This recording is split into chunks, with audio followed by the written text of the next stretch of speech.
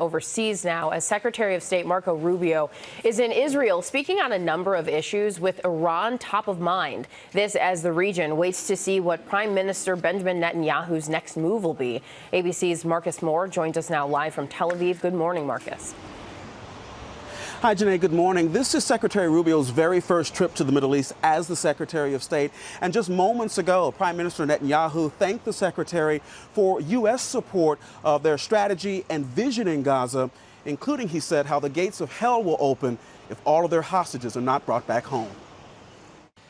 U.S. Secretary of State Marco Rubio arriving in Tel Aviv overnight ahead of a meeting with Israeli Prime Minister Benjamin Netanyahu. His visit coming as pressure mounts on Israel and Hamas to move the ceasefire agreement to phase 2. President Trump weighing in after setting a deadline earlier in the week for all of the hostages to be handed over by noon on Saturday, writing on his social media platform that it's up to Israel to decide what to do about the deadline and that the U.S. will back whatever decision they make. This morning, 3 hostages are waking up reunited with their families after being released on Saturday morning in a hostage prisoner swap in Khan Yunis. Among them, 36-year-old Sagid Dekel-Hin, who embraced his wife and learned the name of their 3rd daughter, born while Hamas held him hostage.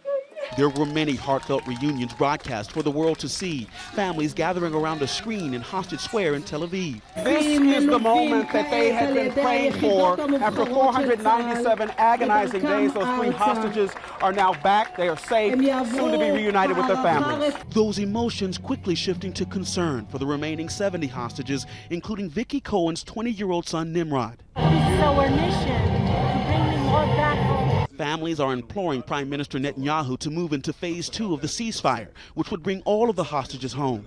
While in Gaza and the West Bank, more reunions. Over 300 Palestinian prisoners were released in return for those 3 hostages. 21-year-old Adel Sobo, who says he lost his leg in captivity, cried as he saw Gaza for the first time since his release and people living there, saying in prison he was told his homeland was over.